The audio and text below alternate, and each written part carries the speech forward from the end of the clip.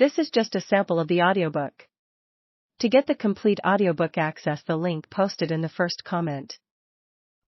There was a stone under my right buttock, but I didn't want to move. The tiny heartbeat under my fingers was soft and stubborn, the fleeting jolts of life. The space between them was infinity, my connection to the dark sky and the rising flame. "Move your arse a bit, Sassenach," said a voice in my ear. "I need to scratch my nose, and you're sitting on my hand."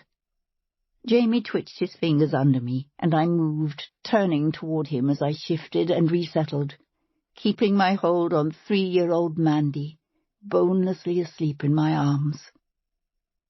He smiled at me over Jem's towelled head and scratched his nose.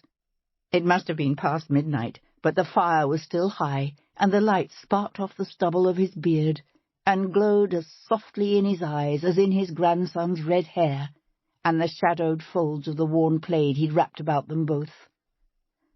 On the other side of the fire, Brianna laughed, in the quiet way people laugh in the middle of the night with sleeping children near.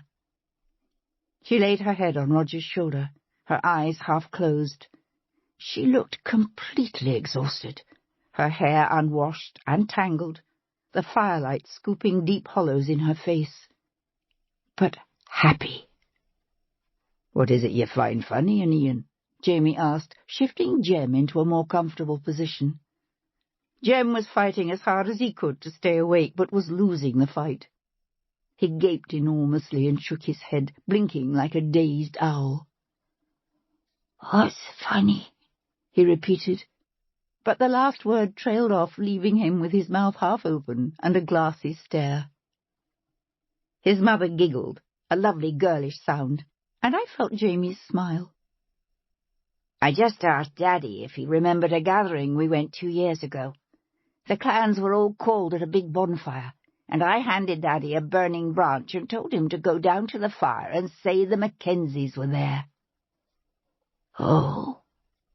Jem blinked once, then twice, looked at the fire blazing in front of us, and a slight frown formed between his soft red brows. "Where are we now?"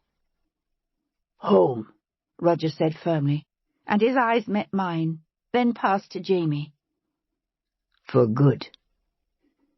Jamie let out the same breath I'd been holding since the afternoon when those 4 figures had appeared suddenly in the clearing below, and we had flown down the hill to meet them.